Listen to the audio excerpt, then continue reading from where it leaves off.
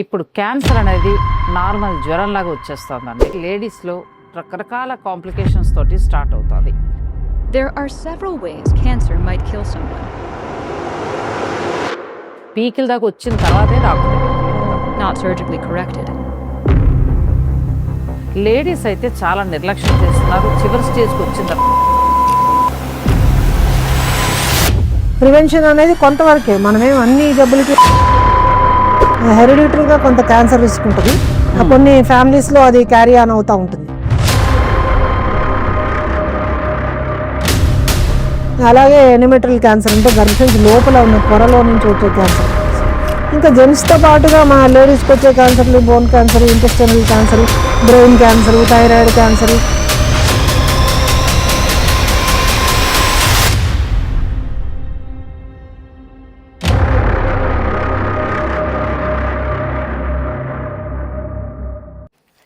నమస్తే, నేను నాగశ్రీ. క్యాన్సర్ ఇప్పుడు క్యాన్సర్ అనేది నార్మల్ జ్వరంలాగా వచ్చేస్తుందండి. క్యాన్సర్ ఏంటంటే లేడీస్లో రకరకాల కాంప్లికేషన్స్ తోటి స్టార్ట్ అవుతుంది.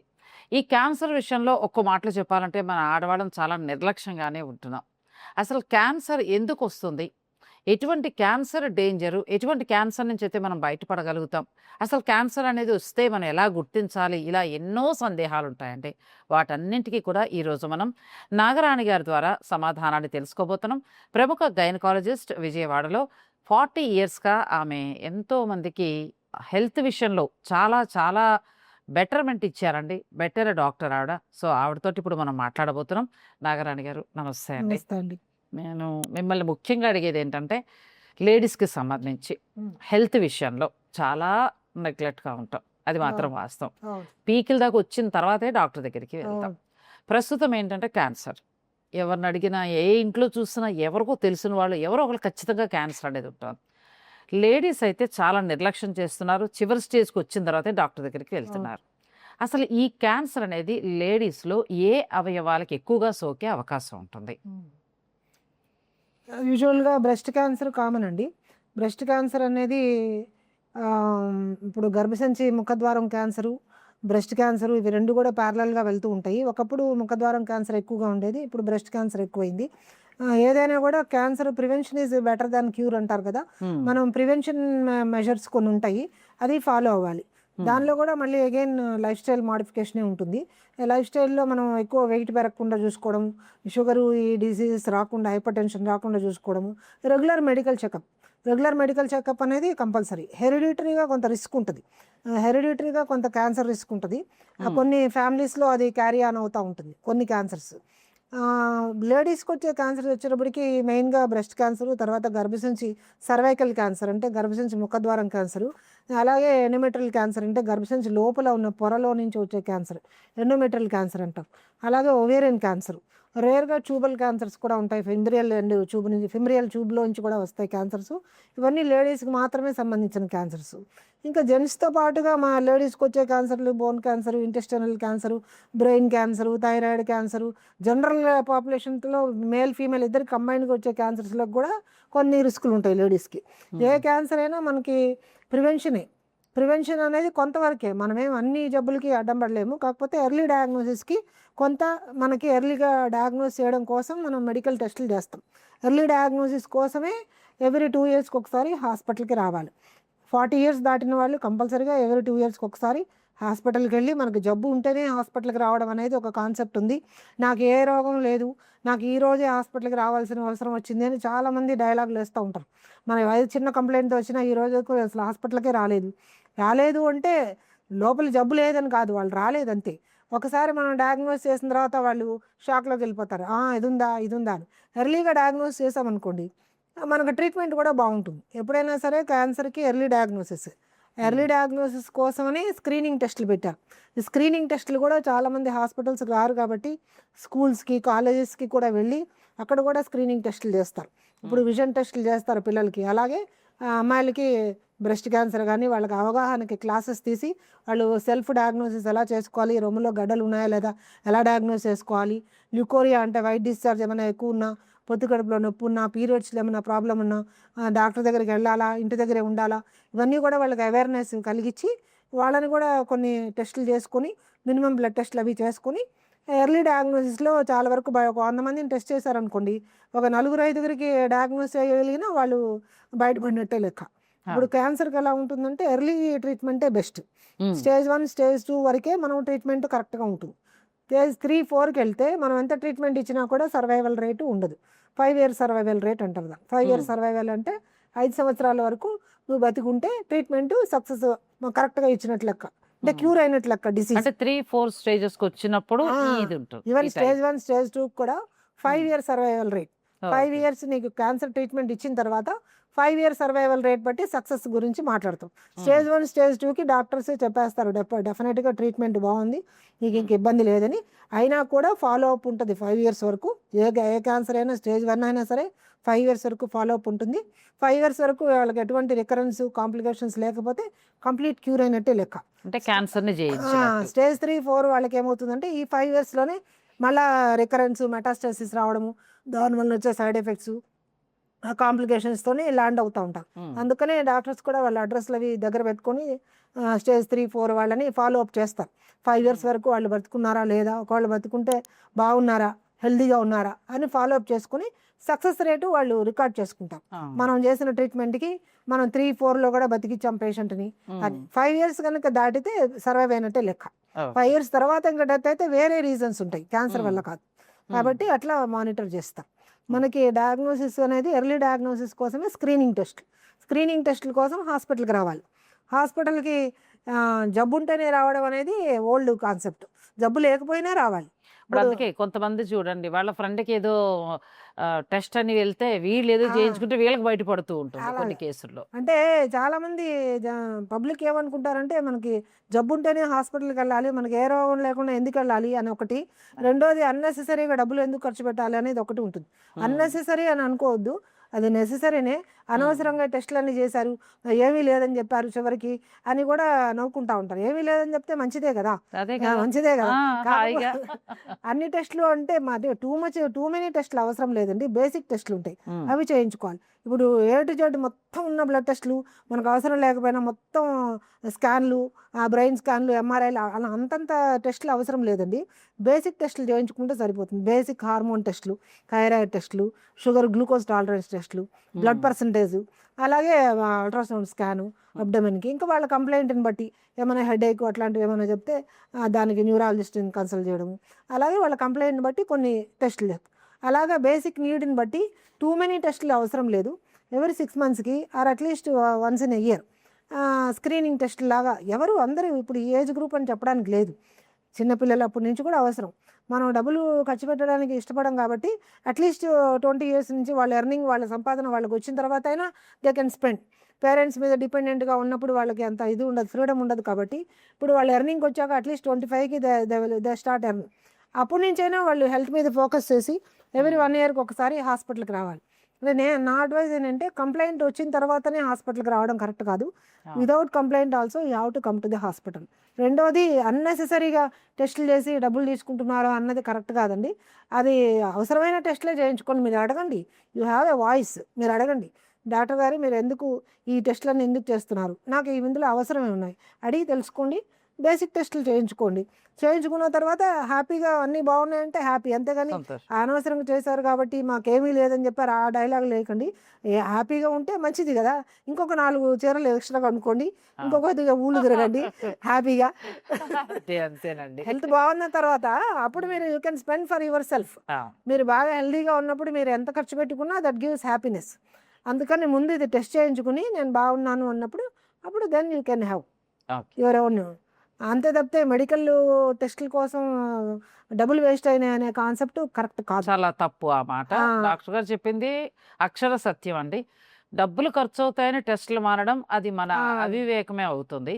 నిజంగా ఆవిడ చెప్పినట్టు టెస్టులు చేయించుకుని ఏమీ లేదన్న తర్వాత హాయిగా షాపింగ్ చేసుకుందాం. ఎస్పెషల్లీ మీరు అడిగిన క్వశ్చన్ క్యాన్సర్ కాబట్టి క్యాన్సర్లో ఎర్లీ డయాగ్నోసిస్ చేయాలంటే టెస్టులు ఉండాలి. పేషెంట్ కంప్లైంట్ లేకుండానే బయటపడతాయి. ఇవి స్టేజ్ 1 స్టేజ్ 2 వరకు ఏ కంప్లైంట్ ఉండవు. అది సైలెంట్గా నిద్రపోతూ ఉంటుంది, డార్మెంట్ స్టేజ్లో ఉంటుంది. పేషెంట్కి కంప్లైంట్ ఉండవు. హాస్పిటల్కి కంప్లైంట్తో వచ్చేటప్పటికే స్టేజ్ 3-4లో ఉంటారు.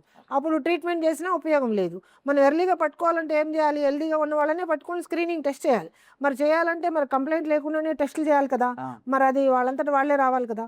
అంటే పేషెంట్ నార్మల్‌గా ఎప్పుడెప్పుడు చేయించుకోవాల్సి ఉంటుంది ఈ టెస్ట్‌లు? Every 2 years. Every 2 years. ఏ 2 హాస్పిటల్‌లో అయినా మనకి ఏ టెస్ట్‌లు హాస్పిటల్ చేస్తారు. అయినా చేస్తారు. బేసిక్ టెస్టులు చేస్తారు. హ్మ్. అల్ట్రాసౌండ్ స్కాన్లు ఇప్పుడు అన్నీ ప్యాకేజ్ రేట్స్‌లో కూడా కార్పొరేట్ అంటే హాస్పిటల్స్ వాళ్ళు రెగ్యులర్ చేస్తారు. హెల్త్ చెకప్ ఎలాగో అలాగే క్యాన్సర్ టెస్ట్ కూడా మస్ట్ అవును. అంటారు. అవును. ఏ జబ్బులు ఉన్న వాళ్ళే హాస్పిటల్‌కి రావడం కాదు. జబ్బు లేకపోయినా కూడా స్క్రీనింగ్ టెస్ట్ చేసుకొని హ్మ్. వాళ్ళ హెల్త్ రికార్డ్ అనేది ఒకటి ఉంటది. ఇప్పుడు మామూలుగా వేరే కంట్రీస్‌లో అన్ని చోట్ల అంటే వాళ్ళ హెల్త్ రికార్డ్ ఒకటి ఉంటది. హెల్త్ రికార్డ్ పేషెంట్ హాస్పిటల్‌కి చిన్న కంప్లెయింట్‌తో వచ్చినా వాళ్ళ రికార్డ్ తీస్తే వాళ్ళు ఎప్పటి నుంచి వీళ్ళకి షుగర్ ఉంది, ఎప్పటి నుంచి ఈ కంప్లెయింట్ ఉంది వాళ్ళకి తెలిసిపోతుంది.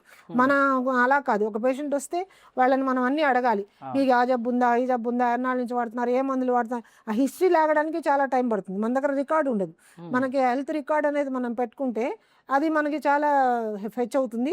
డాక్టర్స్‌కి ఈజీ అవుతుంది ట్రీట్మెంట్ చేయడము. ఆ! అట్లాగే ఎర్లీ డయాగ్నోసిస్‌లో మీకు ట్రీట్మెంట్ ఉంది క్యాన్సర్‌కి. హ్మ్. ఈవెన్ క్యాన్సర్ జబ్బు అని మనం భయపడాల్సిన అవసరం లేకుండా ఎర్లీగా స్టేజ్ 1, స్టేజ్ 2లో డయాగ్నోస్ చేస్తే 100% ట్రీట్మెంట్ ఉంది. అంటే ఈ 100%. టెస్ట్‌లు మీరు చెప్పినట్టుగా 2 ఇయర్స్‌కోసారి ఆ! మనం క్యాన్సర్ టెస్ట్ లాంటివి చేయించుకుంటూ ఉంటే ఒకవేళ ఏదైనా ఎర్లీగా ఉంటే మనం బయటపడే అంతే. అవకాశం అంతే. ఉంటుంది. మనం క్యాన్సర్ జబ్బు నుంచి బారి పడకుండా మనం తప్పించుకోవడం అనేది జరగదు. ఆ! ఎందుకంటే దానికి డిఫరెంట్ రీజన్స్ ఉంటాయి. హ్మ్. కొన్ని ప్రివెంటబుల్ కాదు. కొన్ని హెరిడిటరీగా వచ్చేవి ఎన్విరాన్మెంట్‌ని బట్టి, ఫుడ్‌ని బట్టి వచ్చేవి ఉంటాయి. అవి మనం ప్రివెంట్ చేయలేం. హ్మ్. కాబట్టి మనం ఆల్రెడీ వచ్చిన దాన్ని డయాగ్నోస్ చేయడం మాత్రమే చేయగలం ఎర్లీగా. ఆ! ఎర్లీ డయాగ్నోస్ టెస్టులు ఉన్నాయి కాబట్టి కొంచెం డబ్బులు ఖర్చు పెట్టి టెస్ట్ చేయించుకొని ఆ! హెల్త్ అవేర్‌నెస్ కావాలని చెప్తున్నాం. ఆ! అవేర్‌నెస్. క్యాన్సర్ విషయంలో మనకున్న అపోహలు ఒక్క మాటలో మనకి డాక్టర్ గారు వివరించి చెప్పారండి. ప్రతి ఒక్కరు కూడా ప్రతి 2 ఇయర్స్‌కి క్యాన్సర్ టెస్ట్ అనేది మనం చేయించుకోవడం అనేది అలవాటుగా చేసుకోగలిగితే హ్మ్. మనం ఈ ప్రమాదం నుంచి బయటపడతాం. మీరు వీడియోని స్కిప్ చేయకుండా చూస్తూనే ఉండండి. నెక్స్ట్ మనం బ్రెస్ట్ క్యాన్సర్ అనేది ఎందుకు వస్తుంది అనేది తెలుసుకుందాం. మేడం, మొదటగా బ్రెస్ట్ క్యాన్సర్ గురించి ప్రతి ఒక్కరిలో కూడా ఇంచుమించు ప్రతి 10 మందిలో ఒకరికి మనం వింటున్నాం బ్రెస్ట్ క్యాన్సర్ అనేది. అసలు ఎందుకు వస్తుంది క్యాన్సర్? కొంతమంది ఏమంటారంటే పిల్లలకి పాలివ్వని తల్లులకు వచ్చే ఛాన్స్ ఉంటుంది ఇలా కూడా అంటూ ఉంటారు. అది హ్మ్. అపోహైనా నిజమంటారా? కొంతవరకు అపోహ అనే చెప్పాలి. పిల్లలకి పాలు ఇవ్వకపోవడం అని కాదు. పాలు ఇచ్చిన వాళ్ళకి కూడా బ్రెస్ట్ క్యాన్సర్స్ వస్తాయి. లాక్టేషన్ 2 ఇయర్స్ వరకు పిల్లలకి పాలు ఇచ్చిన వాళ్ళకి కూడా బ్రెస్ట్ క్యాన్సర్ రావచ్చు.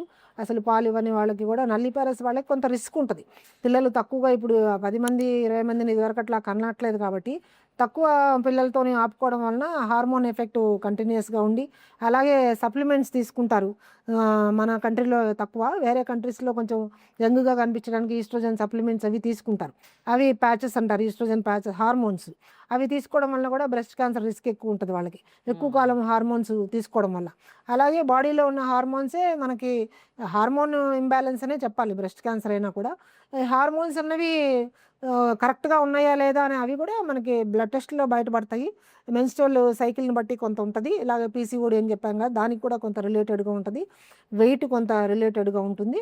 కొంత హెరిడిటరీ రిస్క్ ఉంటది. ఇప్పుడు బ్రెస్ట్ క్యాన్సర్‌లో యూజువల్‌గా ఏంటంటే నీ మదర్‌కి ఉన్న హిస్టరీ ఉందా? నీ సిస్టర్స్‌కి ఎవరికన్నా ఉందా? అని అడుగుతారు. అంటే హ్మ్. ఫెమిలియల్ హిస్టరీ అంటారు. ఫ్యామిలీస్‌లో వస్తా ఉంటాయి. ఏ హ్మ్. క్యాన్సర్ అయినా ఫ్యామిలీస్‌లో ఇప్పుడు బ్రెయిన్ క్యాన్సర్ గానీ, బోన్ క్యాన్సర్ గానీ ఫ్యామిలీస్‌లో వస్తా ఉంటాయి. ఆ పర్టిక్యులర్ ఆర్గాన్‌కి క్యాన్సర్ వస్తా ఉంటుంది. అందుకని ఫ్యామిలీలో మన పేరెంట్స్‌కి, మన ఫ్యామిలీలో ఎవరికైనా సిస్టర్స్‌కి గానీ, నియర్ బై రిలేటివ్స్ ఎవరికన్నా మనకి క్యాన్సర్ వచ్చింది అంటే మనం కొంచెం అవేర్‌నెస్ ఉండాలి. అవేర్‌నెస్ ఉండి భయపడకూడదు. భయపడాల్సిన అవసరం లేదు. అమ్మో! ఆమెకొచ్చింది కూడా నాకొచ్చేసిందని అనుకోకూడదు. టెస్ట్ చేయించుకోవాలి. మామోగ్రఫీ అని ఒక టెస్ట్ ఉంటది. ఆ మామోగ్రఫీ టెస్ట్‌లో బ్రెస్ట్ క్యాన్సర్ మామోగ్రఫీ కంపల్సరీ ఏం కాదు. అది ఎవ్రీ 5 ఇయర్స్‌కి చేయించుకోమని చెప్తున్నారు. ఇప్పుడు 40 దాటిన తర్వాత. బిఫోర్ 40 కంప్లెయింట్‌ని బట్టి. హ్మ్. కంప్లెయింట్ అంటే వాళ్ళకి ఏదైనా చేతికి గడ్డలాగా ఏమైనా తగిలినా, బ్రెస్ట్‌లో పెయిన్ అనిపించినా, బ్రెస్ట్ సైజ్ అబ్నార్మల్‌గా పెరుగుతున్నా, నిప్పులు రిట్రాక్షన్ అంటారు. నిప్పులు ఉండాల్సినట్టు ఉండకుండా లోపలికి వెళ్ళిపోయినట్టు ఉన్నా, లేకపోతే ఇవి. అంతే తప్పితే గడ్డలు ఒక 2 రకాలుంటాయి. బ్రెస్ట్‌లో ఫైబ్రోయిడినోమా బ్రెస్ట్ అని ఒకటుంటది. అది బినైన్ కండిషన్. అంటే అది క్యాన్సర్‌కి సంబంధం లేదు. బ్రెస్ట్‌లోనే ఫ్యాట్ కొంత గట్టిపడిపోయి అక్కడక్కడ మనకి లైపోమా లాగా బ్రెస్ట్‌లో కూడా ఫైబ్రోయిడినోమా బ్రెస్ట్ అని చాలా మందికి వస్తా ఉంటది. యంగ్ గర్ల్స్‌కి, అన్‌మ్యారీడ్ వాళ్ళకి చాలామందికి సర్జరీ చేసి తీసి బాప్సీ పంపిస్తా ఉంటాం. అది ఏం లేదని వస్తది. అది రికార్డెడ్‌గా పెట్టుకోమని చెప్తాం. హ్మ్. అది క్యాన్సర్‌లోకి ఏం టర్న్ అవ్వదు. అది వేరు, బ్రెస్ట్ క్యాన్సర్ వేరు. హ్మ్. దానికి దీనికి డిఫరెన్స్ ఉంటుంది. అదా ఇదా అన్నది మనకి డయాగ్నోస్ చేస్తే కానీ తెలియదు. మామోగ్రఫీ చేస్తే కొంత తెలిసిపోతుంది. టెస్టుల ద్వారా బయటపడే అవకాశం అలాగే ఉంది. యాక్సిలరీ లింఫ్ నోడ్స్ ఏమైనా ఉన్నాయా, మిగిలిన క్యాన్సర్కి సంబంధించిన బ్లడ్ టెస్టులు చేసుకొని అది కాదు అని నిర్ధారణ చేసుకుంటాం. ఆ. ఏదైనా సరే గడ్డ వచ్చిన వెంటనే అది క్యాన్సర్ కాదు. బ్రెస్ట్లో ఫైబ్రో అడినోమాస్ చాలా కామన్గా ఉంటాయి. రొమ్ములో గడ్డ రాగానే అమ్మో ఇంకేముంది నాకు క్యాన్సర్ వచ్చిందని ఏం బెదిరిపోనక్కర్లేదు. First you have to go to the hospital. వెళ్తే ఆ డిఫరెన్షియేట్ చేసి చెప్తారు. ఇన్ అది కేస్ క్యాన్సర్ గడ్డ కాదా అనేది టెస్టుల ద్వారా బయటపడుతుంది. అలాగే even if it is breast cancer అయినా కూడా ఫైన్ నీడిల్ బయాప్సీ చేస్తారు, ఒకసారి ఎక్సిషన్ బయాప్సీ చేస్తారు, వెంటనే తీసి బయాప్సీ పంపిస్తారు. దానిలో ఒకవేళ బ్రెస్ట్ క్యాన్సర్ అని వస్తే కూడా టోటల్ బ్రెస్ట్ రిమూవ్ చేస్తారు, మాస్టెక్టమీ చేస్తారు. నేను ఇందాక చెప్పినట్టు స్టేజ్ 1 స్టేజ్ 2లో బ్రెస్ట్ క్యాన్సర్ కూడా కంప్లీట్గా క్యూర్ అయిపోయిన వాళ్ళు చాలామంది ఉన్నారు. యంగ్ స్టేజ్లో బ్రెస్ట్ క్యాన్సర్ వచ్చినా సరే కంప్లీట్గా ట్రీట్మెంట్ చేసుకొని కంప్లీట్గా నార్మల్గా వచ్చేసిన వాళ్ళు చాలామంది ఉన్నారు. ఇప్పుడు చాలా బాగా ట్రీట్ చేస్తున్నారు బ్రెస్ట్ క్యాన్సర్కి. మీరు ఎలా చేయాల్సిందల్లా స్క్రీనింగ్ చేయించుకోవడము, సెల్ఫ్గా పాల్పేట్ చేసి చూసుకోవడం, బ్రెస్ట్లో ఏమైనా కంప్లైంట్ ఉంటే డాక్టర్ దగ్గరికి వెళ్ళి చూపించుకోవడము, వెయిట్ పెరగకుండా ఉండడము, తర్వాత అన్నెసరీ ఫుడ్ తిని కొలెస్ట్రాల్ లెవెల్స్ పెంచుకోకుండా ఉండడం, అన్నెసెసరీ హార్మోన్స్ ఇష్టం వచ్చినట్టు వాడకుండా ఉండడం, సైకిల్స్ రెగ్యులర్గా రాలేదని రెగ్యులర్గా రావడం కోసం హార్మోన్స్ టాబ్లెట్స్ వాడడం, లైఫ్ స్టైల్ వెయిట్ తగ్గమని చెప్తే టాబ్లెట్లు రాసివ్వండి మెన్సెస్ రావడానికి అని అడుగుతారు. అవి వాడడం వల్ల సైడ్ ఎఫెక్ట్స్ వస్తాయి. సైడ్ ఎఫెక్ట్స్లో బ్రెస్ట్ క్యాన్సర్ కూడా ఒకటి. అందుకని వీలైనంత వరకు మనం హార్మోన్స్ జోలికి వెళ్లకుండా, సప్లిమెంటేషన్కి వెళ్లకుండా ఉండాలంటే మనం లైఫ్ స్టైల్ మాడిఫికేషన్ చేసుకోవాలి. దాంతోపాటుగా స్క్రీనింగ్ టెస్టులు చేసుకోవాలి. అంటే ఇప్పుడు ఈ బ్రెస్ట్ క్యాన్సర్ వచ్చినప్పుడు ఖచ్చితంగా బ్రెస్ట్ని తొలగించాల్సి ఉంటుంది. ఆ పార్ట్ అంటే ఏదైతే Definitely గా. క్యాన్సర్ సోకు ఉంటుందో ఆ భాగాన్ని తొలగించాల్సి ఉంటుందా? తొలగించడం అంటే టోటల్ మాస్టెక్టమీ అని చేస్తారు. టోటల్ మాస్టెక్టమీ ఈవెన్ స్టేజ్ 1 2 కూడా చేస్తారు. ఒక్కోసారి ఇంకా అడ్వాన్స్ స్టేజ్కి వెళ్తే లింఫ్ నోడ్స్ అవి రిమూవ్ చేస్తారు. ఏదైనా కూడా ముందు జాగ్రత్త కోసం చేస్తారు. అంతా బ్రెస్ట్ అంతా క్యాన్సర్ ఉందని కాదు. క్యాన్సర్ ఉన్నది ఫోకస్గా ఒక దగ్గరే ఉంటుంది. కానీ అది అంతా ఎందుకు తీస్తారు అంటే అది అంతా కొంత lymph node spread, blood spread ఉంటుంది. అది మనకి వీళ్ళు ఇంతవరకు తీస్తే గడ్డ వరకే తీసారనుకోండి, మళ్ళీ ఇంకో దగ్గర రావచ్చు. అప్పుడు మళ్ళీ మనం ట్రీట్మెంట్ చేయడం కష్టం అవుతుంది. ఇంకో దగ్గర అంటే ఎక్కడ పడితే అక్కడ రావచ్చు. అంటే ఈ మధ్యన నేను ఒక దగ్గర బంధువుల్లో విన్నాను, ఆ భాగం వరకే ఉంది, పెరగలేదు కాబట్టి అక్కడ వరకే ఆపరేషన్ చేసి ఉంచేశారు అని అన్నారు. అటువంటిప్పుడు రిస్క్ ఉండే అవకాశం అంటే ఉందంటారు. దానిలో టైప్స్ని బట్టి ఉంటాయి. ఓకే. అందులో రకాలు ఉంటాయి. బ్రెస్ట్ క్యాన్సర్లో కూడా రకాలు ఉంటాయి. డక్టల్ కార్సినోమా అయితే కొంచెం డేంజరస్. అలా కాకుండా డక్ట్ కాకుండా లోపల మామూలుగా సింపుల్ కార్సినోమాలు ఉంటాయి. అవి ఏదైనా కూడా ఎక్సిషన్ బయాప్సీ అంటే అంతవరకే, మీరు అన్నట్టు అంతవరకే తీస్తాం. ఎక్సిషన్ బయాప్సీలో మనకి ప్రాబ్లం లేదు అనుకుంటే వదిలేయమని చెప్తారు. అది క్యాన్సర్ అని ఒకసారి ఎక్సిషన్ బయాప్సీలో రిపోర్ట్ వస్తే they will do mastectomy. 100% mastectomy చేస్తారు. మాస్టెక్టమీ చేసిన తర్వాత మళ్ళీ ఆర్టిఫిషియల్ బ్రెస్ట్ మనకి ప్లాస్టిక్ సర్జన్స్ పెడతారు. అది దానికి ఏమి షేపులకి అవి వాటికి ఏమి ఇబ్బంది లేదు. కాస్మెటిక్ పర్పస్లో అవి కూడా వచ్చినాయి సర్జరీస్. కాబట్టి ఎర్లీ స్టేజ్ అయినా సరే ముందు సర్వైవల్ ఉంటే కదండి, తర్వాత కదా. సర్వైవల్ ఉండాలి. రెండోది ఎర్లీ డయాగ్నోసిస్ చేసుకోవాలి. ఒకటి అంటే ఫస్ట్ సెకండ్ స్టేజ్లో బయటపడినప్పుడు ట్రీట్మెంట్ తీసుకున్నాక ఎంత కాలానికి వాళ్ళు క్యూర్ అయ్యి మళ్ళీ నార్మల్గా వాళ్ళ వరకు వాళ్ళు చేసుకోగలుగుతారు? యూజువల్గా సర్జరీ తర్వాత 3 months 3 months వరకు ఏ సర్జరీ అయినా కొంత మెంటల్ ట్రామా ఉంటుంది, ఫిజికల్ ట్రామా ఉంటుంది. కాబట్టి దే నీడ్ రెస్ట్. రెస్ట్ అంటే కంప్లీట్ బెడ్ రెస్ట్ అని చెప్పను, ఇంట్లో పని అది చేసుకోవచ్చు. బయట స్ట్రెస్ఫుల్ జాబ్ వర్క్ అలాంటివి ఏమైనా ఉంటే they have to take rest, mental stress లేకుండా. అంటే ఫ్యూచర్లో వాళ్ళు తీసుకోవాల్సిన జాగ్రత్తలు ఫ్యూచర్లో ఇదే మళ్ళీ రాకుండా లైఫ్ స్టైల్ మాడిఫికేషన్, మనకి వెయిట్ పెరగకుండా, కొలెస్ట్రాల్ లెవెల్స్ పెరగకుండా, ఇన్సులిన్ రెసిస్టెన్స్ రాకుండా ఇవి చూసుకోవాలి. సఫిషియంట్ రెస్ట్ అవసరము, నిద్ర అవసరము. ఇప్పుడు జనరేషన్ వాళ్ళు నిద్ర తక్కువ పోతున్నారు, నిద్ర సఫిషియెంట్గా లేకపోవడము, ఫ్రూట్స్ అవి తినకపోవడము, తర్వాత జంక్ ఫుడ్కి ఎక్కువ అలవాటు పడ్డము, అట్లాగే వెయిట్ ఎక్కువ పెరిగినా కూడా పట్టించుకోకపోవడం. మెయిన్గా they have to bother about the weight పెరిగినా కూడా చాలామంది పిల్లలు పట్టించుకోవటం లేదు. ఇంటర్మీడియట్ చదివే పిల్లలు, early marriage 80 kgs 100 kgs 120 kgs ప్రెగ్నెన్సీలతో రావడమే 100+ వెయిట్తో వస్తున్నారు. ఒకసారి ఆ వెయిట్తో వచ్చిన తర్వాత ప్రెగ్నెన్సీలో డెఫినెట్గా ప్రాబ్లమ్స్తో ల్యాండ్ అవుతారు. అట్లా కాకుండా ముందు నుంచి జాగ్రత్తలు తీసుకుంటే ఆ ప్రాబ్లమ్స్ రాకుండా ఉంటుంది. కొంతమంది హెరిడిటరీగా క్యారీ అయ్యే వెయిట్ ఉంటుంది, అది అసలు డేంజరస్ కాదు. హెరిడిటరీగా వచ్చే వెయిట్ డేంజరస్ కాదు. అది ట్రంకల్ ఎడిమా అంటారు. అంటే ఫ్యాట్ అంతా అబ్డమెన్‌లోనే అక్యుములేట్ అయి ఉంటుంది. ఇప్పుడు వంశపారపర్యంగా కొనసాగుతూ ఆ! వస్తున్న వెయిట్ మాత్రం ప్రమాదం కాదు. అది. ఇప్పుడు జనరల్ వెయిట్ థైస్, హ్యాండ్స్ లావుగా ఉన్నా ఏం ఉంటాయి. కాదు వాళ్ళకి. అవును. వాళ్ళు హెరిడిటరీగా క్యారీ ఆన్ అయ్యే వెయిట్ వాళ్ళకి కాంప్లికేషన్స్ రావు. మరి వాళ్ళు 100 కేజీలు ఉన్నారు, బానే ఉన్నారు కదా! నేను లేను అంటే నీకు కొని తెచ్చుకున్న వెయిట్. అది అవును. హెరిడిటరీగా వచ్చిన వెయిట్. దానికి దీనికి డిఫరెన్స్ ఉంటుంది. వీళ్ళు ఉమ్. కంపేర్ చేసుకొని వాళ్ళు లావుగా ఉన్నా ఏం కాలే, మరి నేను లావుగా నాకెందుకు చెప్తున్నారు అని అంటారు. అది బాడీదనమాట. అవును. అందుకని ఆ డిఫరెన్స్ కూడా తెలుసుకోవాలి. అదే. బ్రెస్ట్ క్యాన్సర్‌కి సంబంధించి మనకి డాక్టర్ నాగరాణి గారు చాలా వివరంగా చెప్పారండి. నాకైతే అసలు ఆ మాటలు ఎంతో ధైర్యాన్ని కూడా అనిపించాయండి. సో, ప్రతి వాళ్ళు కూడా క్యాన్సర్ వచ్చింది కదా అని భయపడక్కర్లేదు. ధైర్యం తెచ్చుకుంటే చాలా చక్కగా మీరు ఈ వ్యాధి నుంచి బయటపడొచ్చు. డాక్టర్ గారు చెప్పినట్టుగా ముందుగానే మనం అన్ని చెకప్స్ చేయించుకోవటం, మన ఆరోగ్యం పట్ల మనం శ్రద్ధగా ఉంటే ఇలాంటి వాటి బారిన పడకుండా కూడా చక్కగా ఆరోగ్యాన్ని, జీవితాన్ని గడపొచ్చు. నెక్స్ట్ సబ్జెక్ట్‌లోకి వెళ్దాం. వీడియోని మీరు స్కిప్ చేయకండి.